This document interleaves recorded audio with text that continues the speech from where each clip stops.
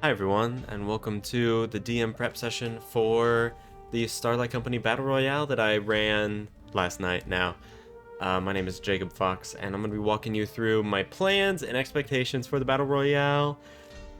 You'll see that things didn't go off as smoothly as I expected them to, but it ended up being a great session, and especially by the end, there were some great character moments. So I'm going to go through how I went about planning this session. It was a little bit different for me as a dungeon master and for the players, because I typically run more story-oriented, character-focused campaigns and sessions. So this is a little bit of a departure, but it ended up being a lot of fun. So I'm going to walk through my plans and tell you what I learned from the whole process.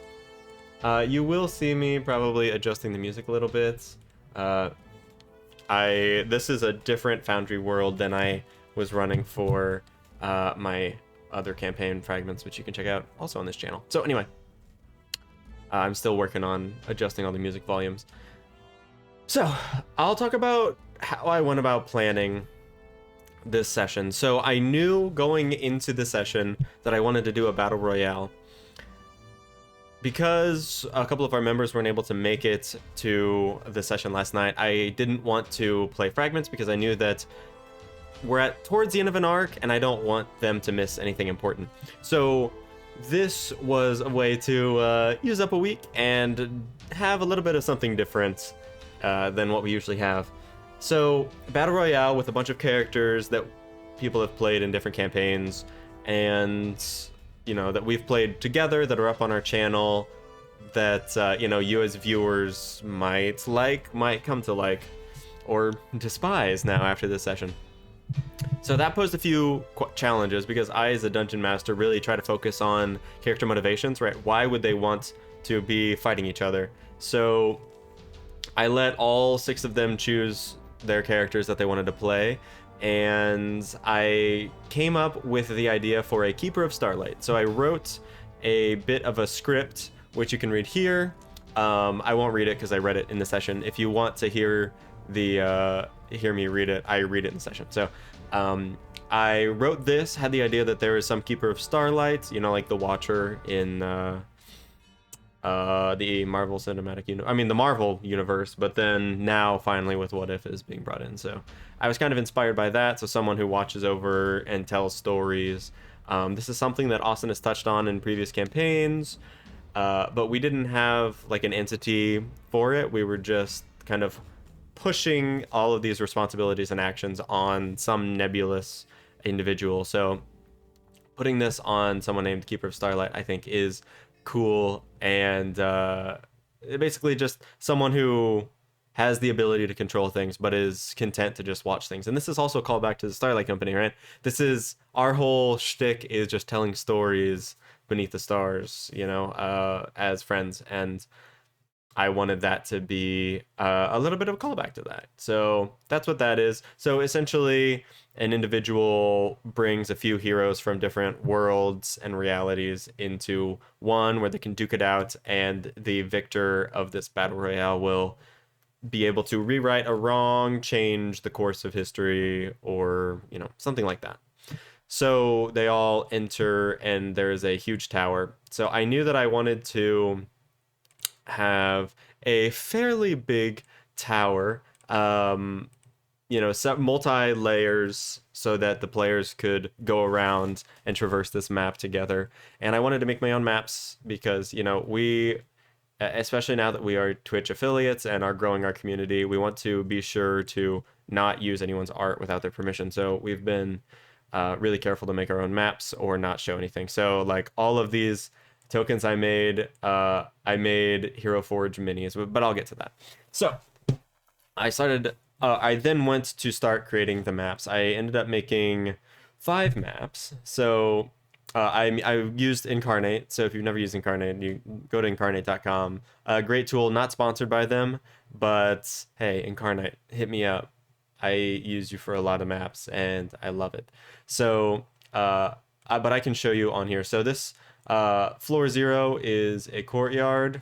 Also worth mentioning, and something important, if you have multiple levels, it's important to know what the overall structure looks like so that you can then cater the structure to that. So where was it? Side view. I made this side view of the tower with a little bit of a guide. So you can see oop, the courtyard right up here is the 0th floor. And then, sorry, this is like mirrored and it's freaking me out.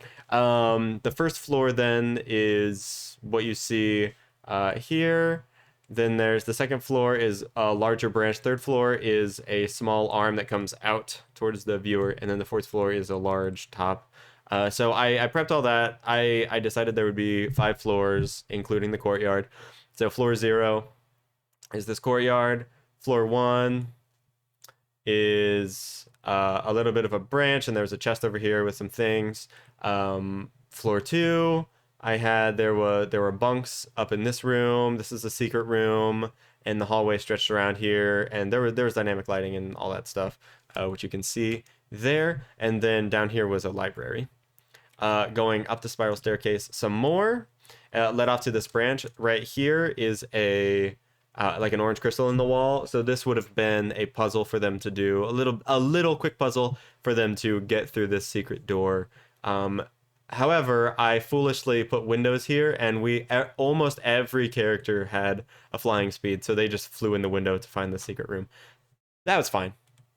And then the top floor, I wanted there to be a bit of dazzlement. To get to the very top, there was this throne that was glowing with a hidden chest that was like a DC 20 investigation check to find. Okay, so I had all those maps made, and this whole time I was coming up with how I wanted to balance everything, because these characters are all from different campaigns that Austin and I have both run, and we value magic items extremely differently. In my campaigns, I always just throw magic items at players. Austin is way more hesitant to give magic items. He wants it to be more realistic, which is totally fine, right? That's just our two DMing styles. But it also meant that characters were not balanced. I made it a level 13 encounter, which is up-leveling some characters and down-leveling some others. And I decided everyone would wake up with no equipment. Then I would make my own form of currency, Stardust, which is our Twitch points. They're called Stardust. So that was a little callback to that as well. And they could be found throughout the tower. I thought, hey, that would be cool. What if I also then make shops that you can buy equipment from if you find more Stardust? Then if I make it like a bonus action to go to a shop real quick, buy something, and then it's auto attunement, then you can use it immediately. I don't know if I'm like swinging my hand over here and it's disappearing. So I thought that would be a great idea. Some of these shops you can see. So I basically just made Stardust be gold. This is using, I can't remember what, it is the Loot Sheet 5e NPC module, which is a cool Foundry module. And basically I put a bunch of equipment in here. I made Stardust be gold, and then the players could go up to them and buy things. We had a bunch of technical issues when we were playing, and which was difficult for me to troubleshoot in the middle of a session. So it was a bit stunted, especially at the beginning, for progress to happen. So it wasn't as exciting as I wanted it to be, but regardless. So so knowing that I wanted all of that, I then put little Stardust token thingies. I made them lootable, again using Loot Sheet, and I would just put in however much you would get. So a player would come up, hit loot all, and then I don't have an active character, but it would move that to your inventory. And I didn't set up enough so that they would disappear and stuff after they were looted.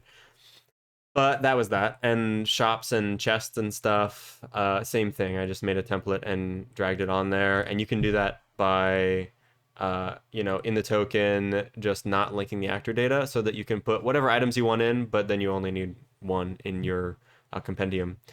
So different chests, they looted all the items, so unfortunately I don't have any of the items on hand. But that was the basic premise. They would gain this currency and then be able to buy it. I wanted it to be almost like a roguelite in that sense, so that as they progressed, and then if they defeated each other, they would get their Stardust and get their items and be able to buy or sell based off of that. Again, execution wasn't as clean as I wanted it to be, but that was my idea going into it. I also wanted there to be. I'm a big fan of roguelites, and I've been playing a lot of Risk of Rain 2 recently. So, there are like sentries and turrets and healing things that you can purchase that will then like help you hinder enemies or like, be a sentry. So I made a few moats that would serve that purpose. So essentially, for 30 Stardust, you can activate these moats, which were constellations on the walls. The moats would then the life moat would heal you. It would hover by you and heal you on your turn. The guardian moat would hover by you and attack people within 10 feet that were hostile on your turn. To balance that, because I realized that faster characters would be able to get more, probably. I made it. I said the curl of light, which is the attack on the guardian moat. You roll a d4 sometime as a free action on your turn, and then on a 3 or 4, the moat deals 1d6 radiant. So it's not a lot of damage, but if you had like 4 on you, that could be the potential for 46 radiant damage on a turn, plus whatever you're doing. I mean, they're level 13, so it's a lot. Life moat, similar, is just for healing, warm embrace, and then the sentry can be placed anywhere, and then if a character starts its turn within 10 feet of the moat or enters it on its turn, roll a 1d4 on a 3 or 4, the creature takes 1d8 damage. I didn't put what it is, but it was radiant. So that would be if you want to place little traps for people. Well, I'll talk about how it all went down in a second. Again, if you haven't seen the session, go ahead and check it out. It's a little bit of a slower session, especially for the first couple hours. So if you don't want to watch it, I will recap at the end of this session. But it was still a great session with some great moments. So those were the moats, because I didn't want to have any enemies. I didn't want there to be extra pressure for me. I wanted, I, as a dungeon master, maybe this is a fault of mine, but I did not want anything to be pushing them to like take damage or deal damage. I wanted the characters to decide, and yeah, that's probably part of the reason why it was so slow in the beginning. But regardless, player characters, they told me who they wanted to play, and then I made a lot of the tokens in Hero Forge, heroforge.com. Again, not sponsored, but it's a great resource if you don't want to pay for an artist, or also if you want miniatures for your characters. And Kit died. Lolly also died. And then I just made tokens out of those. Not a huge deal. Companions, same deal. Also, shout out to Ashes of Autumn if you want to watch a D&D 5e1 shot. It's more how I DM. Check that out. So, I also decided there needed to be a lot of items, right? So I basically made a lot of items, found a lot of items in the compendium, and put them either in shops or in chests so that the characters could find them, and then buy items and equip them. It was instant equip and attunement just for the sake of this session. So if you bought it, you would be able to use it right away. That was to help the pace of the session, but again, didn't end up going like I wanted it to exactly. So I made that script, like I said, and then I decided that I wanted to dub it and then add some effects and filters to my voice. So it ended up being pretty cool. I think the players really liked it. And I put it in here, and I don't know why. Oh, duh. In the plain between planes, I of immeasurable sight preside. My gaze stretches beyond the bounds of reality, and all of life is played out before me. So there you go. It's a little different than, my speaking voice. I added some reverb, I pitched it down a little bit and did some other stuff. So I think it ended up being cool with the music playing, especially. It was neat. Sorry, the music just stopped. Some of the music I need to reload because it's having some issues. Let's put tavern music on.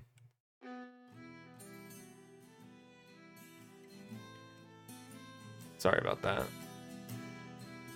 So yes, I had all of that in hand, and I was basically ready to start this session. I knew that whoever won would be able to make that decision, and it was cool because characters like Faramel I don't know much about, so this would be a cool opportunity. And So yeah, we filled out all the characters, fleshed them out, got them level 13, and they entered. So that was all my prep. It was a decent amount of prep, and I don't think I really prepped much. I talked about Stardust a little bit. Just Stardust are basically in place of gold points. You can infuse into broken things to make healing and sentries. Stardust wraps around your arm so that you don't have to like store it anywhere. And yeah, that's what we did. It ended up being a green screen. Ended up being an interesting session. So they started off, and I toyed with the idea of starting them in initiative, which would then give them the sense that, hey, they need to be fighting because that's the point of the session. I decided not to do that because I was worried about the pace at the beginning of the session. I was worried that things would move extremely slowly. Contrary to that, because I did not do that, they just zoomed up, and I have all of these 5 floors, and because I have multi-level tokens, great module, they were just going up and down between maps, and I couldn't keep track of them, and we were having connection issues with a couple of the players, and that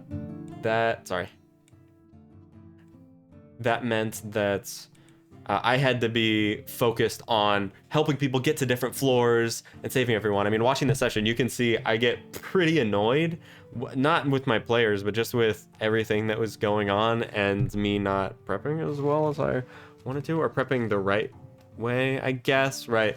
Not realistically thinking how things should flow. So my idea was that it would be a battle right away, that the Keeper of Starlight's speech about them needing to win would propel them into fighting, or at least into talking about what's going on, and then either, start fighting or befriend each other and try to figure out a way to get out. Unfortunately, they all just ran up the tower, started looting everything, and didn't ask me questions, which, again, I did not necessarily stress. And, recently, in the past maybe 10 sessions of Fragments, which is my 5e campaign, you can check out the playlist on our channel. Unfortunately, or no, sorry, not unfortunately, but in the past 10 sessions, I have, in dungeons, not let the players see where they are so they can't zoom ahead, so that I have to describe everything, which is how you get people to be immersed into what you're doing. And because I wasn't able to do that, they didn't really understand where they were, and everyone was on different floors, so I had to describe things several different times because some players pay more attention or less attention based on what they can see, plus it's hard to imagine, and some characters didn't have sight, and Jill, who'd never played in Foundry before, which I guess I didn't realize, had no sight. She was playing Kit, who was Shannon's character, and was just flying around in darkness and didn't know what was going on, and because I was putting out other fires, I wasn't able to help her. So it ended up being fairly chaotic, and they did not end up fighting right away. They just kind of looted everything, especially Akminos, who Ronan was playing. Just kind of looted everything before other people could, because he'd had a lot of experience with Foundry and with the loot sheet module, and several other players got kind of shafted. And then combat kind of started a few hours in. It was really slow. They got moats, but then they decided to sleep because I described that they'd been there for a long time and needed to sleep or they'd suffer exhaustion. So they all slept and the moats went away. So that automatically kind of, I wanted there to be a consequence to them sleeping, but I didn't want to punish them too hard. I didn't take away their Stardust or anything. And I still wonder if that was the right decision. Oh my gosh, I am so sorry. I still wonder if that was the right decision to take away their moats. But it ended up being okay. So, yeah, they eventually started fighting, but then once combat really started, everyone was very hesitant to fight. But there wasn't much like conversation happening between the characters, which again is hard for me as a DM because I am very narrative focused with my DMing. So without the story of this session being character driven, it was hard for me to I don't know, feel immersed in my own way, I guess. Eventually though, combat really started, and Akmanos and Eden were sort of teaming up to systematically remove everyone because it was kind of hectic. Um, they ended up having a lot of really great items and kind of stomped. Spoiler alert for the session. And then it ended in a great way. There's a great emotional moment, which I won't spoil, so you can check that out in the actual episode, which will be up tomorrow if you're watching this right away. All in all, that's really my DM prep for this session. It was not as smooth as I wanted it to be. I was very ambitious with the modules that I used and with how I wanted everything to go down, and I think a lot of the issues came down to me not restricting them more, at least in the beginning, or telling them what they can and can't do. You know, Foundry is an amazing tool, and some of my players know it a lot better than others, and those who knew it better really were able to get a lot of the good items and opportunities in that session. So all of the balancing kind of went out the window. So, you know, in retrospect, I do wonder if putting them in initiative would have been the better option. But again, it's all a learning experience. So I hope that you enjoyed this DM prep session. It was a little weird for me, a little different. I had fun, and I learned a lot about both Foundry and running battle royales. I'm so sorry. Huh. Music. Wow. So yeah, I hope you had a great time, and I hope that you enjoyed the session too. If you haven't seen it, it'll be up on our channel tomorrow, so September 9th at 8 p.m. Eastern, so you can check that out on our channel. It'll be linked up there and in the comments probably once it goes live. So feel free to check that out, and again, thank you so much for watching this. If you want to see more of our content, check out our channel. There will be links on the screen and all that jazz. So thank you everyone, and have a wonderful Telltale day. Bye!